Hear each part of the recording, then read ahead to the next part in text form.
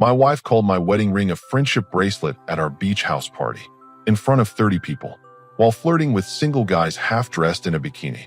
That was the moment I realized our 7-year marriage had an expiration date, and I was about to enforce it. Let me back up. Every summer for the past 3 years, we've thrown this big party at Virginia Beach. Rented the same beach house for a weekend, invited friends from work, college buddies, neighbors. It started as our thing, something we built together. Good food, cold beer, volleyball on the sand, and everyone talking about it for months after. This year felt different from the start. 3 weeks before the party, she suddenly wanted to invite a bunch of new people, all from her gym. All single guys in their 20s who apparently needed to experience our legendary parties. When I asked why, she got defensive quick. They're just friends. You don't own the guest list. Fair enough. But then came the shopping trips. New bikinis, new sundresses, a trip to get her nails done professionally for the first time in 2 years. When I mentioned she looked great, she barely looked up from her phone. Just want to look nice for photos. Photos. Right. The week leading up to the party, her phone became surgically attached to her hand, always face down on the counter, quick to flip it over when I walked into rooms, stepping outside to take calls. When I asked who kept texting so late, she'd wave me off, just coordinating party stuff with everyone. Friday morning, we loaded up the truck and drove down to Virginia Beach. For hours of her scrolling through social media while I handled the playlist and driving. At red lights, I'd catch glimpses of her typing messages, but she'd angle the screen away whenever I looked. We got to the rental around noon. Same house as always, 3 bedrooms right off the beach with that huge deck perfect for entertaining. I started unloading coolers and party supplies while she went straight inside to shower and get ready. The party wasn't starting until 4. 2 hours later, she emerged wearing this bright red bikini I'd never seen before. Not the modest one-piece she usually wore to our pool parties. This was something else entirely. Barely their top, bottoms cut high on the hips. She looked good, but it felt like she was dressing for someone specific. New swimsuit. Had it for a while. Never had a reason to wear it. The guests started arriving around 4. Our usual crowd showed up first. My college roommate brought his wife and kids. My coworker brought his girlfriend. Normal people having normal conversations about work and weekend plans. Then her gym friends arrived. 5 guys, all around 25, all obviously single and obviously trying to impress someone. They walked straight past me to find her on the deck, where she was suddenly the most animated I'd seen her in months. I fired up the grill and started cooking burgers and hot dogs for 30 people.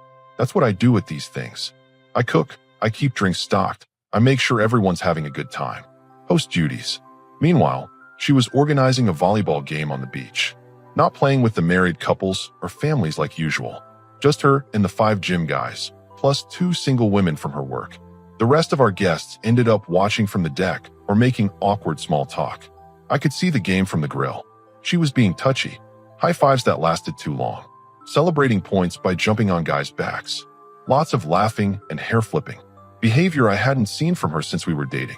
My college buddy walked over to help with the burgers. She seems energetic today.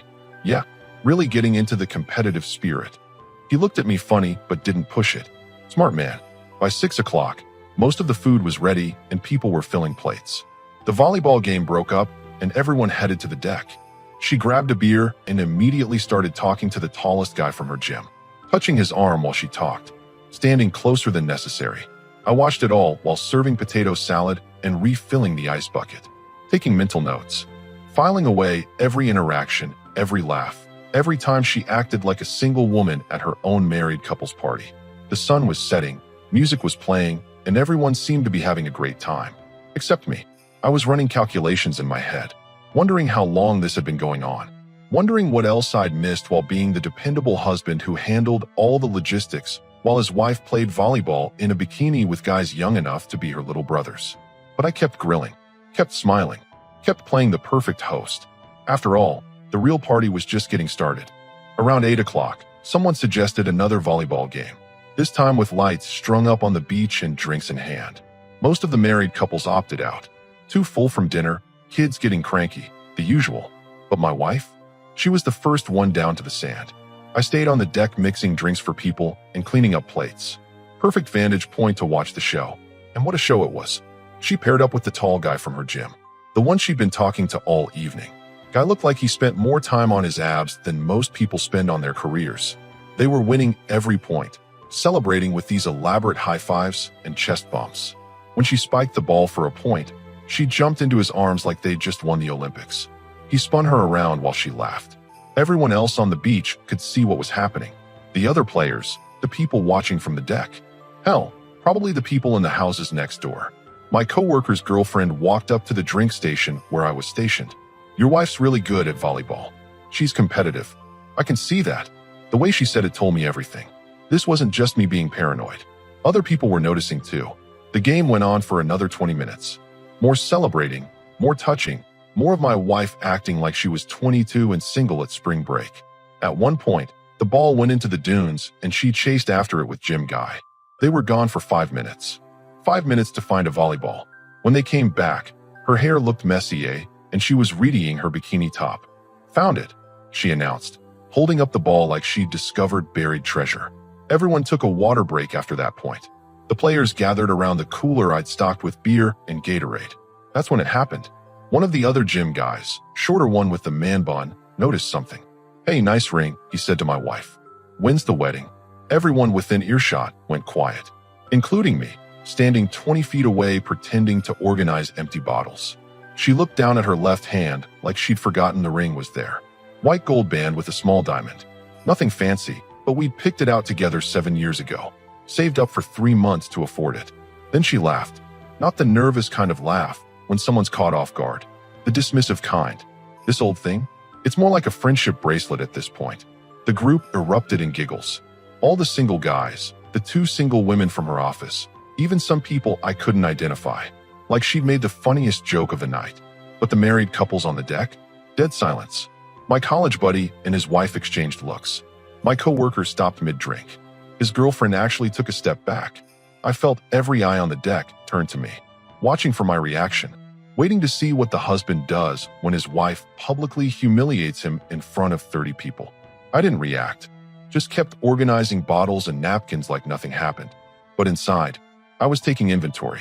Every laugh, every giggle, every person who thought it was hilarious that she'd just disrespected our marriage for cheap laughs. The volleyball game resumed, but the energy had shifted. The married couple started making excuses to leave. Kids were tired, long drive tomorrow, early morning plans. Within an hour, half our guests had cleared out. The remaining crowd was exactly what you'd expect. Single people in their 20s, a few single women from her work, and us. The married couple who weren't acting very married. Music got louder. Drinks got stronger. Someone brought out a speaker and started playing club music instead of the classic rock we usually kept on. The party had officially transformed into something else entirely. By 10 o'clock, she was dancing. On the deck, under the string lights, with the same guy she'd been volleyball celebrating with all night. Not group dancing. Not the kind of dancing married people do at parties. The kind where her hands were on his chest and his were on her waist. I was inside loading the dishwasher when my college buddy found me. "We're heading out, man. Thanks for having us." "Of course. Drive safe." He paused at the door, looked back toward the deck where my wife was still dancing, then back at me. "You good?" "Never better." He knew I was lying, but he also knew better than to push. That's what 20 years of friendship teaches you. After he left, I had a choice. Go outside and make a scene, or stay inside and let her finish digging her own grave. I chose option 2. From the kitchen window, I watched her dance with 3 different guys over the next hour. Watched her take shots and laugh at jokes that apparently only she found funny. Watched her act like the single woman she clearly wanted to be. Around midnight, most of the remaining guests started trickling out. Beach house rentals in Virginia Beach aren't cheap, and people had checkout times to worry about. But Jim Guy didn't leave. Neither did 2 of his friends. When I walked outside to start cleaning up, my wife was sitting on his lap in one of the deck chairs, sharing a beer and whispering in his ear. She saw me coming and didn't even have the decency to look embarrassed. "We're just talking," she announced. Like I'd asked. "I can see that. Don't be weird about it." Weird, right? Because watching your wife sit on another man's lap at your own party is totally normal behavior that husbands should just accept. I started stacking chairs and collecting empty bottles. The cleanup could wait until morning, but I needed something to do with my hands before I said something that couldn't be taken back. The three guys eventually left around 1 in the morning. Lots of hugging goodbye, promises to hang out soon, inside jokes I wasn't part of. After they drove off, she came inside and headed straight for the bathroom. I heard the shower running for 15 minutes. When she came out, I was sitting on the couch with a beer, scrolling through my phone. Fun party, I said. Yeah, everyone seemed to have a great time, especially your new friends.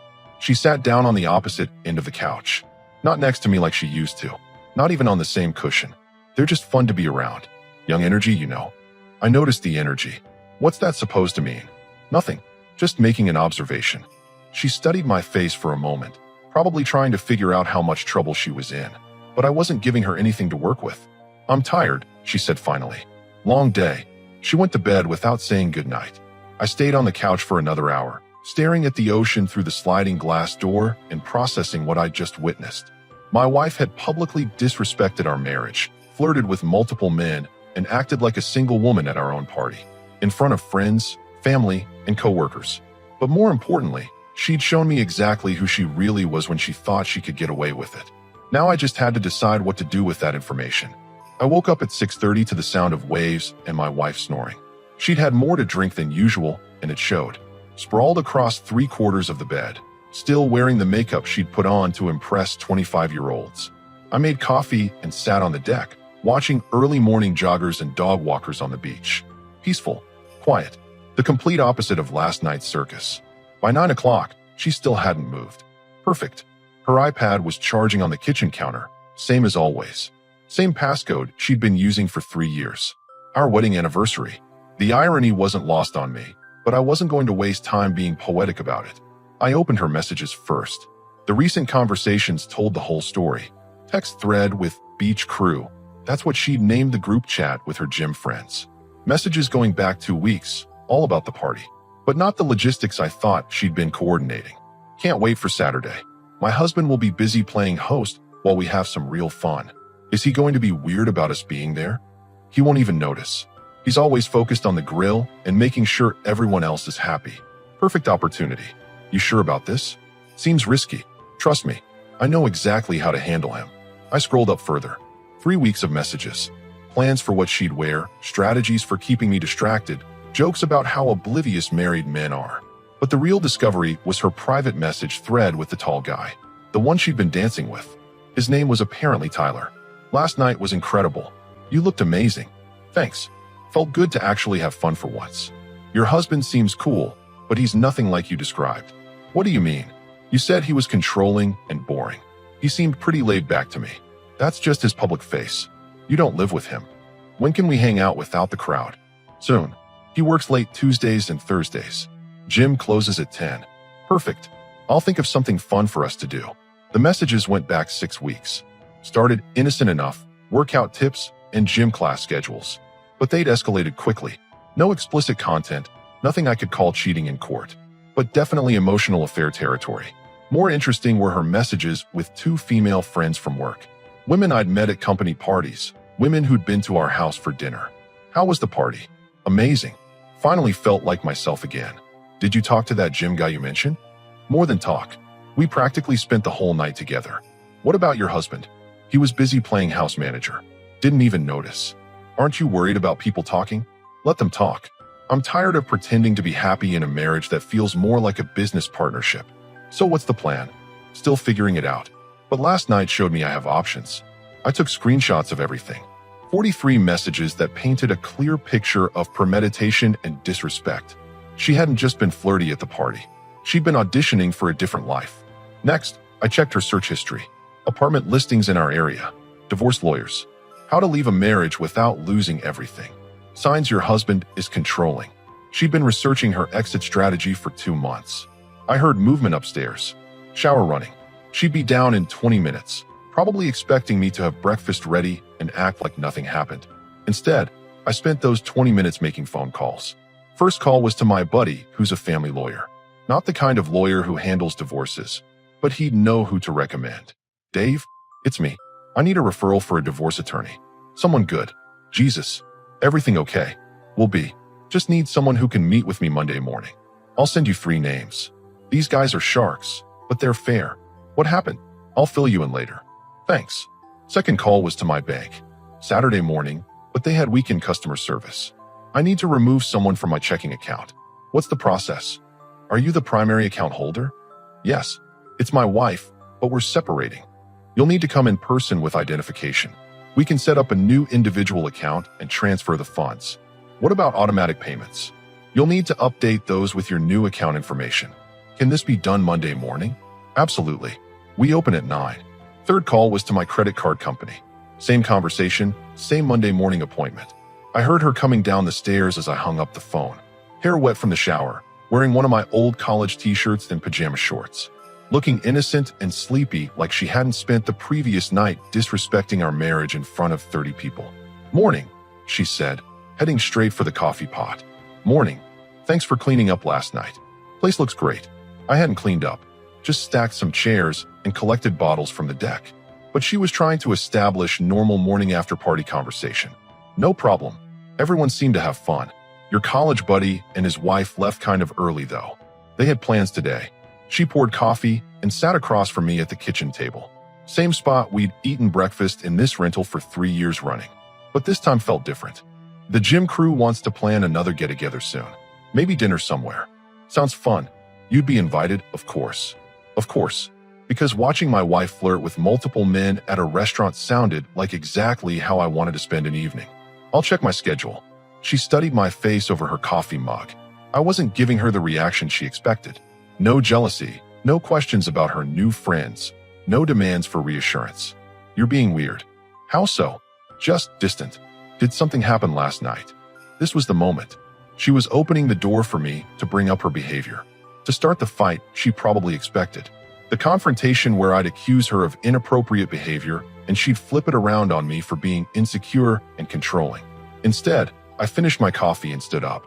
I'm going for a walk on the beach. I'll come with you. Take your time getting ready. I'll be back in an hour. I left her sitting at the kitchen table, probably wondering why her husband wasn't playing the jealous interrogator role she prepared for. The beach walk gave me time to think. She'd been planning this for months. The gym friends, the party behavior, the apartment searching. She wanted out of the marriage, but wanted me to be the bad guy. Wanted me to get angry and controlling so she could justify leaving. But she'd miscalculated. She'd shown her cards too early, and now I had all the information I needed to control the narrative. When I got back to the house, she was dressed and packing our weekend bags. Ready to head home? Almost. Need to load the coolers. We packed the truck in relative silence. The 4-hour drive home was even quieter. She scrolled through her phone while I drove, probably texting Tyler and her work friends about how strange I was acting. Let her wonder. By Monday morning, she'd have much bigger things to worry about than my mood. Because while she'd been planning her exit strategy, I'd just spent the weekend planning mine. And unlike her plan, mine was going to work. Monday morning, I was sitting in a law office by 9:15.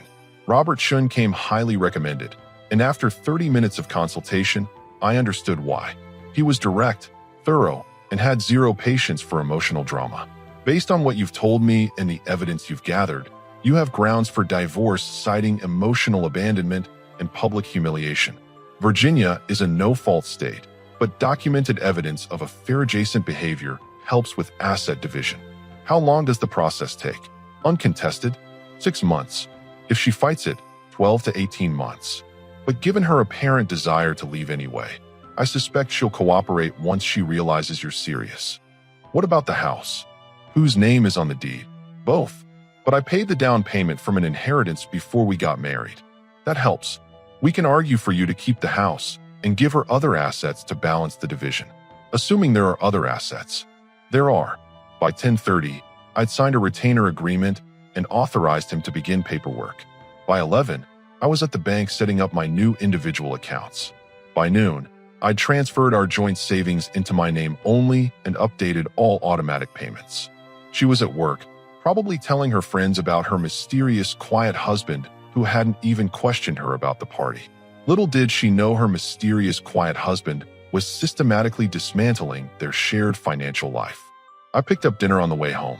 Chinese takeout from the place she liked. Wanted to keep things normal until I was ready to have the conversation. She got home around 6:30, same as always. Kicked off her heels in the foyer, dropped her purse on the kitchen counter, complained about traffic. Smells good. What did you get? The usual: sesame chicken, fried rice, egg rolls. We ate dinner, making small talk about her day at the office and my meetings with clients. Normal married couple conversation. If you ignored the fact that I'd spent the day preparing to divorce her. After dinner, she settled on the couch with a glass of wine and her phone. I cleaned up the kitchen and waited for the right moment. That moment came when I heard her giggling at text messages. Good conversation? Just the girls from work. You know how they are.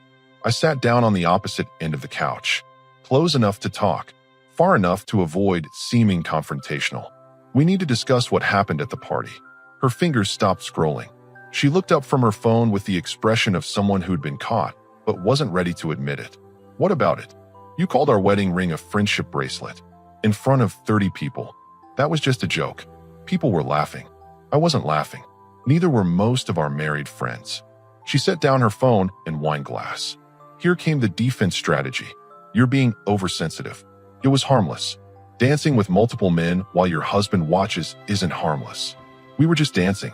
There's nothing wrong with having fun. Sitting on another man's lap isn't dancing. Her face flushed. She hadn't expected me to be this specific. You were spying on me? I was at my own party. Kind of hard to miss. I can't believe you're making this into some big drama. I was socializing with guests. You were flirting with guests.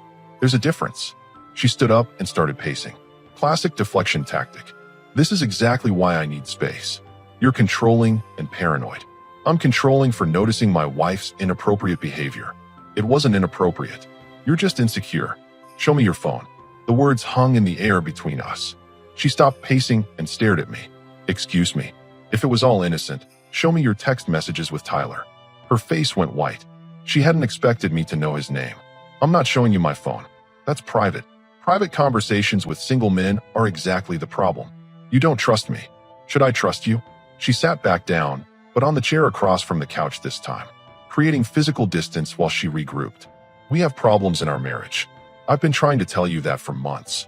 By flirting with other men instead of talking to your husband? By trying to feel appreciated.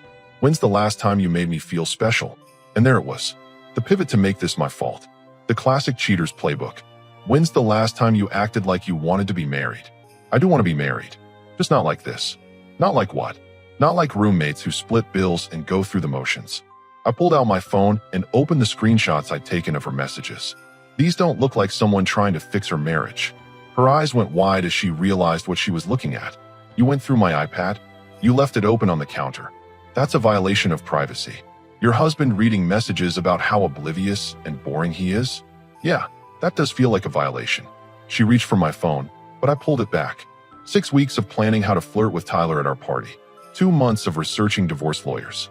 3 weeks of telling your friends how unhappy you are without ever mentioning it to me. Each fact hit her like a physical blow. Her defense strategy was crumbling. Those messages are out of context. Which part is out of context? The part where you called our marriage a business partnership, or the part where you said you had options? I was venting to friends. You were planning an exit strategy. She started crying. Not the genuine tears of someone who's been caught and feels remorse. The calculated tears of someone who's realized their game is over. I never cheated on you. No, you just publicly humiliated me and emotionally cheated with multiple men. It wasn't like that. It was exactly like that. I stood up and walked to the kitchen, where I'd left the divorce papers I'd picked up from the lawyer's office. I filed for divorce this morning. The crying stopped immediately. You what? Retained an attorney. Started the paperwork. Separated our bank accounts. She shot up from the chair like she'd been electrocuted. You can't be serious. Dead serious. We can work this out. We can go to counseling.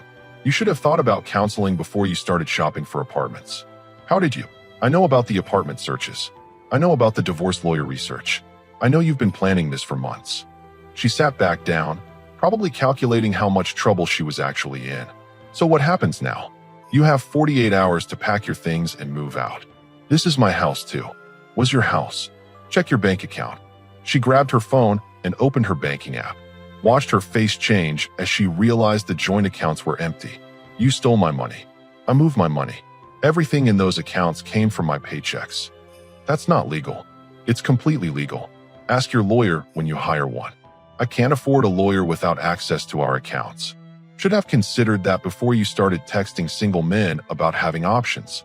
She was trapped and she knew it. The crying resumed. but this time it seemed more genuine. Where am I supposed to go? Tyler's apartment. Your work friends. Your parents.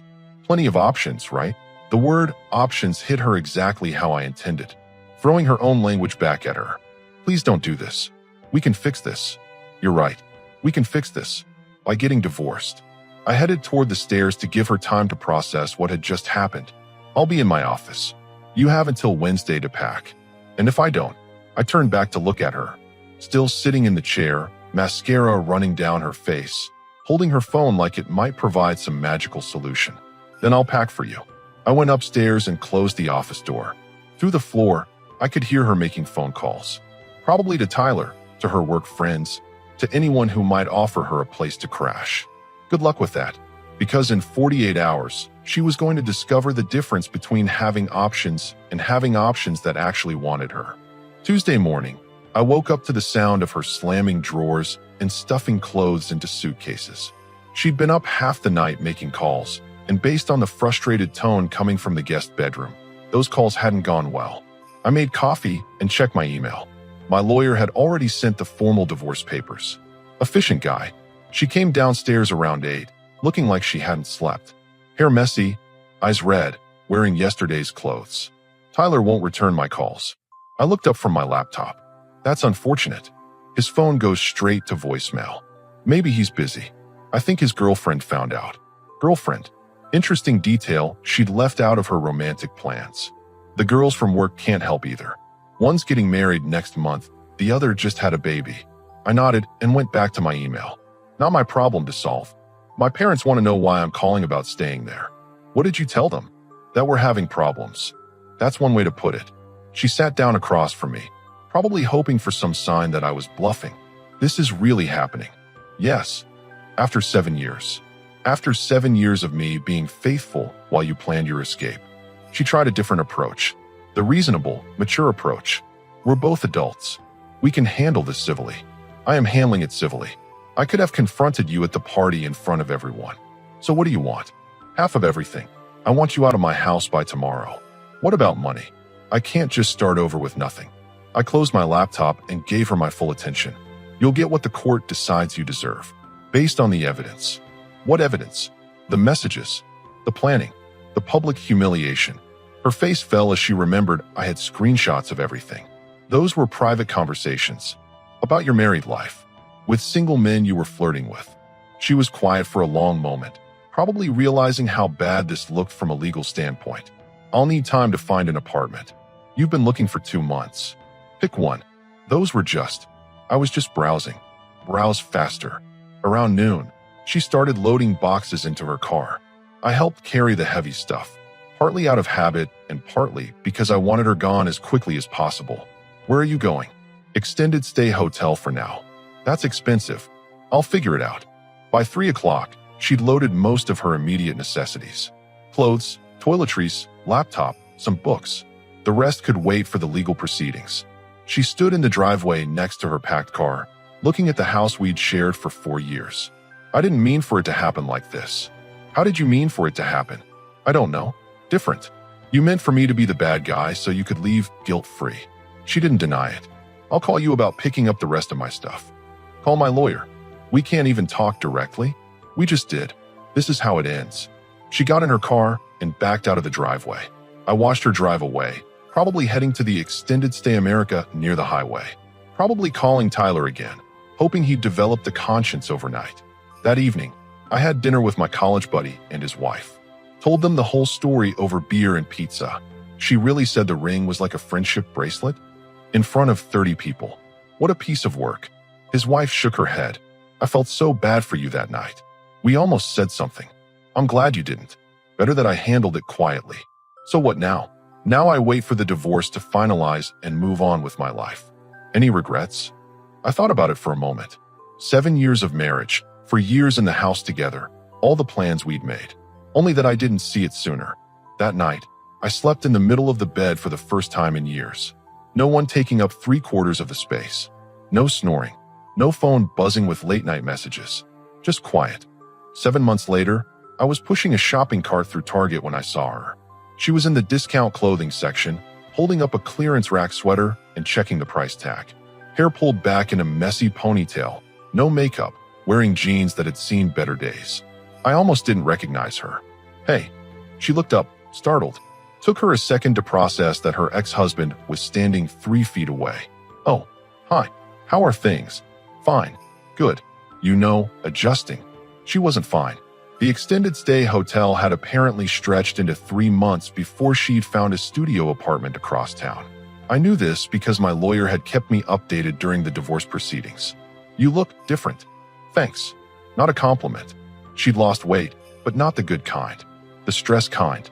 The eating ramen noodles for dinner kind. "How's Tyler?" Her face tightened. I wouldn't know. Of course. Tyler had vanished the moment things got complicated. Turns out 25-year-old gym bros aren't interested in dating recently divorced women with legal drama. The apartment working out. It's temporary. Everything was temporary now. Her job, her living situation, her financial stability. Turns out when you blow up your life for excitement, you don't get to keep the stability part. I noticed her cart. Generic brand everything. Store brand cereal, discount pasta, markdown produce. "Well, I should let you get back to shopping." "Actually, wait." She looked around to make sure no one was listening. "How are you doing?" Really good. Got promoted at work. Bought a new truck." That's great." I could see her doing the math. While she'd been struggling to afford studio apartment rent, I'd been thriving. "Are you seeing anyone?" "Actually, yes. Her name's Jessica. She's a teacher." "That's nice." "She is. Very nice. Respectful." The word respectful landed exactly how I intended it. "Listen, I know things ended badly between us. They ended exactly how they needed to end." She nodded, probably realizing this wasn't going to be the reconciliation conversation she'd been hoping for. "I should go. Jessica's making dinner tonight." "Of course. Well, it was good seeing you. Take care of yourself." I pushed my cart toward the electronics section, where I was picking up a new sound system for the house. Behind me, I heard her phone ring. "Mom?" "No, I can't come for Sunday dinner again. I'm working a double shift." I kept walking. 3 aisles over, I texted Jessica that I'd be home in 20 minutes. She texted back a photo of the salmon she was grilling, with a message that said, "Can't wait to see you." 6 months ago, I'd met Jessica at a coffee shop downtown. She was reading a book, minding her own business, not performing for anyone's attention. We'd started talking about the book, which led to dinner, which led to 6 months of dating someone who actually wanted to be with me. She didn't play games, didn't flirt with other men, didn't call her engagement ring jewelry names to get laughs from strangers. When I got home, Jessica was setting the table for 2. She looked up when I walked in, smiled like she genuinely missed me during the 4 hours I'd been gone. "How was Target?" "Interesting." Ran into my ex-wife.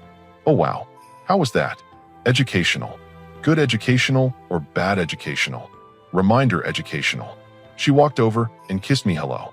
Not performative, not for anyone else's benefit. Just because she wanted to. Reminder of what? That I made the right decision. During dinner, I told her about the encounter. How different my ex looked. How awkward the conversation had been. How clear it was that her life hadn't improved since the divorce. "Do you feel bad for her?" "Should I?" "I don't know. You were married for 7 years." I thought about it while we cleaned up dishes together. A routine we'd developed over 6 months. Easy, comfortable, respectful. She made her choices. At the party, with the messages, with the apartment searching. She wanted a different life. And now she has it. Now she has it. Later that night, lying in bed with Jessica reading beside me, I reflected on the whole situation. 7 months ago, I'd been married to someone who called our wedding ring a friendship bracelet. Tonight, I was with someone who wore the necklace I'd given her for our 3-month anniversary. The difference was respect.